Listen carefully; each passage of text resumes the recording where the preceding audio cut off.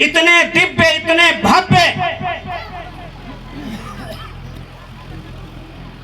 कार्यक्रम का आयोजन कराने वाले इस क्षेत्र के गौरव, इस क्षेत्र के किसानों की एक बुलंद आवाज, हमारे संरक्षक, इस कार्यक्रम के आयोजक, मुगलीपुर साधन सहकारी समिति के अध्यक्ष परम आदरणीय बड़े भाई श्री रवि तिवारी जी, इस मंच पर साक्षात प्रतिष्ठित हम सबकी मां, इस मंच पर प्रतिष्ठित समस्त देवी देवता, इस मंच को इतने व्यवस्थित तरीके से संचालित करने वाले, चलाने वाले, संगीतमय माहौल बनाने वाले और धर्म का झंडा लहरा करके मां का जयकारा लगवाने वाले समस्त संगीतकार बंधु, जोरदार ताली होनी चाहिए। समस्त वादक गण इस धर्म मंच पर व्यास जी के रूप में उपस्थित हमारे अनुज श्री पंडित हरिओम मिश्रा जी, हमारे साथ चल करके आए हमारे बहनोई परम आदरणीय श्री आनंद मोहन तिवारी जी, हमारे चाचा त्रिभुवन पांडे जी, आदरणीय प्रधान जी विजय प्रकाश अवस्थी जी, जितेंद्र अवस्थी जी, सूरज वाजपेयी जी, अतुल अवस्थी जी, आदरणीय चाचा हमारे श्री रानो वाजपेयी जी, और बड़े भाई महेंद्र सिंह जी, संदीप पांडे जी, छोटे भैया सुमित रस्तोगी की, आदरणीय करणपुर के प्रधान जी श्रीमान अरविंद पांडे जी, विनोद पांडे जी, अमघट के प्रधान आदरणीय जितेंद्र वर्मा जी। नाम लेंगे तो मुझे लगता है बहुत समय लगेगा और सबके नाम ले डालेंगे। हमारे आदरणीय दादा कंगन तिवारी जी, भैया भतीजे अनिरुद्ध तिवारी जी, जयप्रकाश तिवारी जी, टिणवा प्रधान, नाम लेंगे तो पूरी रात लग जाएगी और पूरा जीवन लग जाएगा, सांसें समाप्त हो जाएंगी, नाम समाप्त नहीं होगी। क्योंकि हम जिस परिवार में पैदा हुए हैं, हम जिस कुटुंब में पैदा हुए हैं, वह देश का सबसे बड़ा कुटुंब है। मेरे परिवार से ज्यादा संख्या किसी और की नहीं है, इसलिए कोई माई का लाल नाम सबके नहीं ले पाएगा। मैं सीधे सीधे इस धर्म मंच पर प्रतिष्ठित हम सबको जन्म देने वाली जननी मां दुर्गा मां और इस धर्म पांडाल से लगा करके देश और दुनिया में जितनी मेरी माताएं हैं, इस धर्म पंडाल के नीचे बैठे जितने भी हमारे सनातन धर्मावलंबी श्रद्धेय भक्तजन हैं, जितनी हमारी बहन बेटियां हैं, जितने प्रतिष्ठित देवी देवता हैं, और हमारे एक भांजा एक भांजी अभी थोड़ी देर पहले इस मंच से गया, दोनों सागे भाई बहन हैं, दोनों सनातनी व्यवस्था के तहत संस्कृत महाविद्यालय में पढ़ करके शिक्षा ग्रहण करके धर्म के क्षेत्र में दोनों बच्चे काम कर रहे हैं। मैं उन दोनों बच्चों को भी विदुषी तिवारी और सुराज तिवारी को भी मैं इस मंच से धन्यवाद देना चाहता हूं, और जितने भी लोग यहाँ बैठे मैं सबको प्रणाम करना चाहता हूं, सबके चरणों में शीश झुका करके प्रणाम करता हूं। साथियों, क्या कहना है इस मंच पर? मैंने तो सब कुछ कह दिया है। देश और दुनिया का सबसे बड़ा मंच है, सबसे बड़ी ये व्यवस्था है। वैसे तो इस देश में मंचों की कोई कमी नहीं है, दुनिया ही एक रंगमंच है।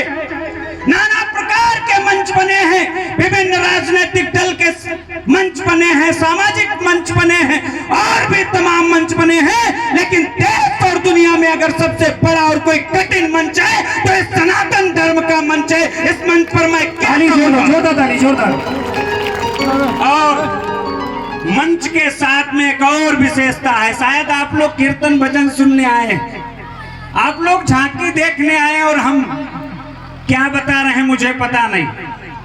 कम शब्दों में जाते जाते मैं इस मंच का महत्व क्या है, ये मां का जगराता होता क्यों है? लोग कहते हैं प्रभु की गाथा, धर्म का कोई मंच हो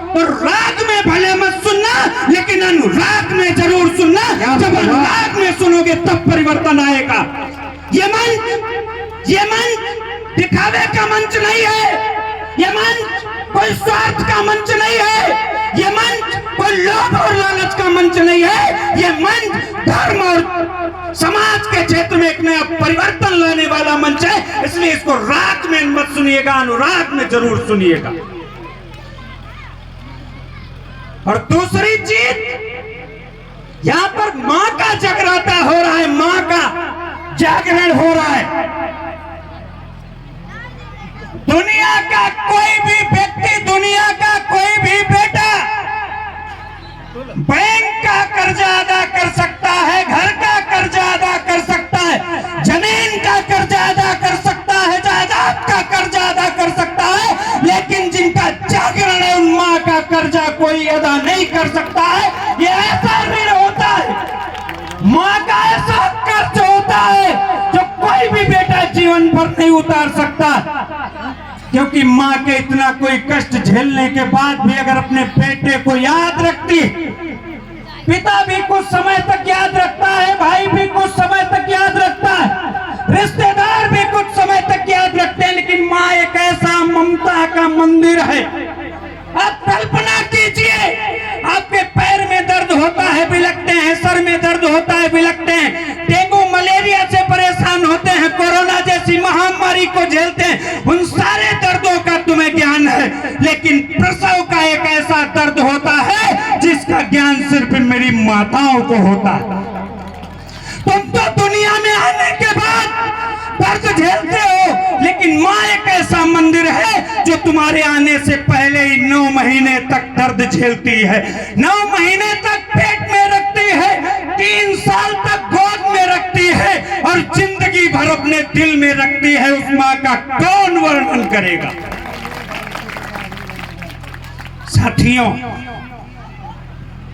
मैंने अपने वक्तव्य में सबसे पहले कहा कि मां का वर्णन करने वाला कोई माई का लाल पैदा ही नहीं हुआ।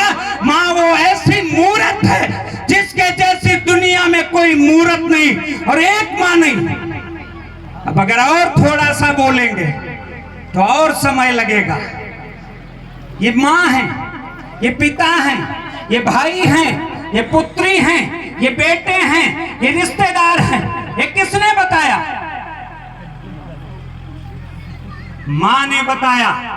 और मां शब्द कहां से आया? आप देखिए, मां का कष्ट देखिए। मैं मां के कष्टों को वर्णन करना चाहता हूं।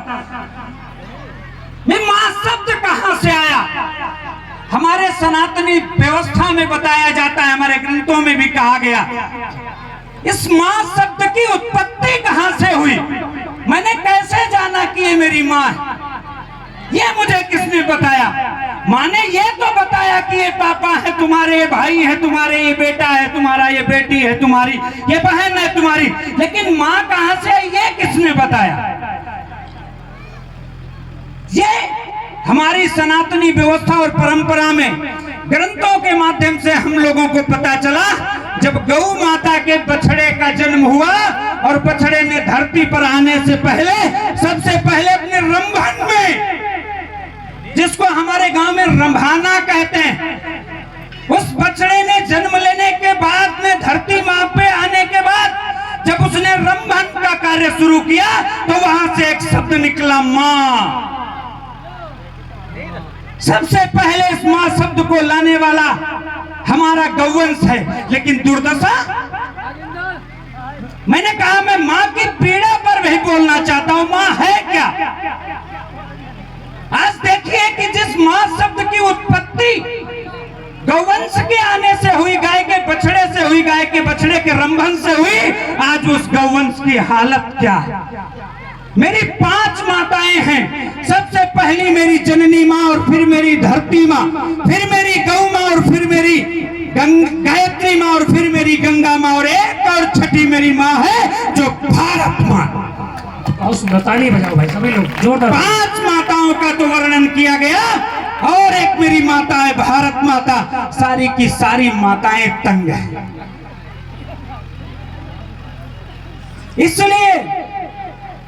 जाते जाते मैं केवल एक निवेदन करके जाना चाहता हूं, एक विनती करके जा रहा हूं। मैंने कह दिया ना मेरी माताओं का हाल क्या है, और इन माताओं के हाल में परिवर्तन कब आएगा ये भी मैं अपनी मां को बता दूं। जिस दिन आप लोग कौशल्या और यशोदा बन जाओगी, उस दिन प्रत्येक घर में सिर्फ राम और कृष्ण पैदा होंगे।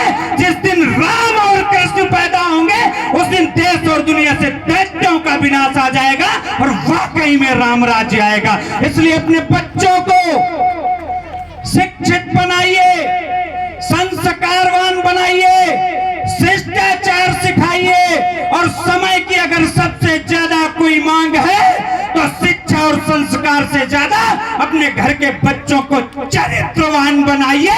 आज समय की जरूरत चरित्रवान बनने की है।